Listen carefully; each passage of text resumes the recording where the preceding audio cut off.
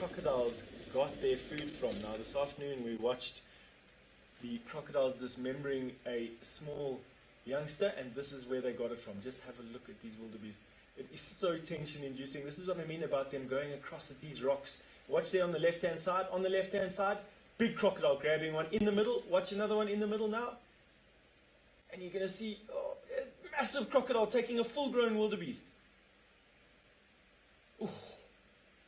Wildebeest panicking, swimming across left and right. Zebra now going across. You can just have a look at this mass panic. Now, it is hard to watch. You can see the dust on the outside. At the same time that this is happening, the Paradise Pride of Lion are actually hunting wildebeest on the bank on the left-hand side. Now, we've got a bit of panic going on over here. You can see wildebeest struggling to get out, current washing some of them down. Now, a lot of these crocodile have actually already got a wildebeest at this particular point. Watch this wildebeest crocodile coming in, picking up speed. Oh, and oh, shame. It is so hard to watch. This is obviously just one of those things that happen here. It's just one of those things that has to happen over here. It is a cycle of life here. Two crocodiles fighting over a youngster, then another crocodile coming in. This wildebeest actually looks like it's going to get away. And it did. How was that? Massive crocodile grabbing that wildebeest, and then it got away. And now we've got this little struggling one. One crocodile coming in now. Let's hope it just ends it quite quickly. And there you go. You can see that it drags it underneath the water. Now you've got that hippo coming in. Big wound on its flank there. Do you see that? It is not uncommon for hippo to have those wounds. It is a slashing wound from a hippo's tusk.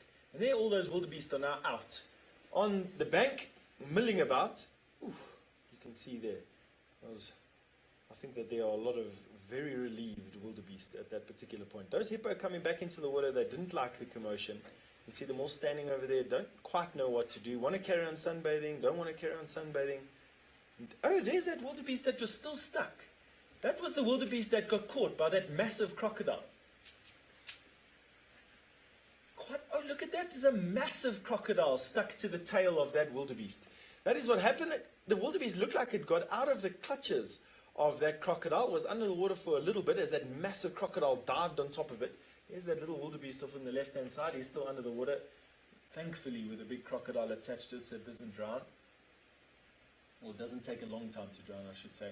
Let's have a look at the saga of this wildebeest. Obviously exhausted, obviously terror-induced, adrenaline pumped, and now slippery on the rocks, and with a giant crocodile attached to it. Just have a look at that. One of those Goliath crocodile that we watched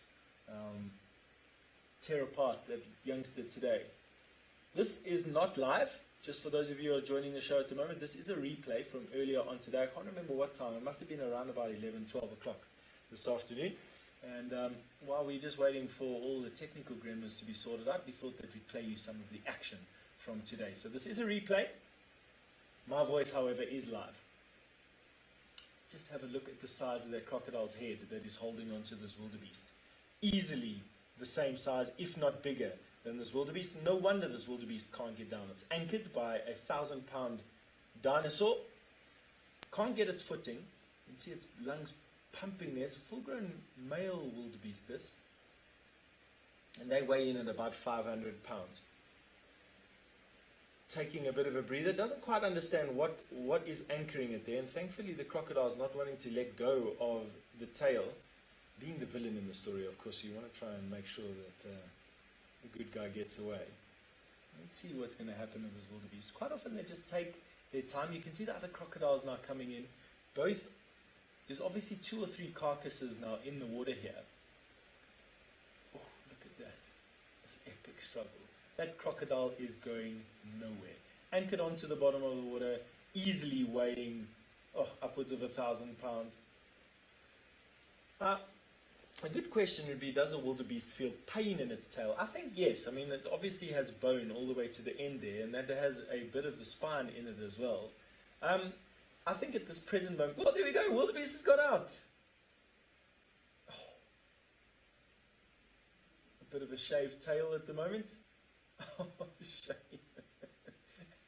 Oh, can you imagine the relief flooding through that wildebeest? Just watched a whole bunch of its friends. Tail not damaged at all, but shorter than it was, and a whole bunch of zebra now. Isn't that Absolutely amazing. And that was probably the best crossing that we had today. Isn't that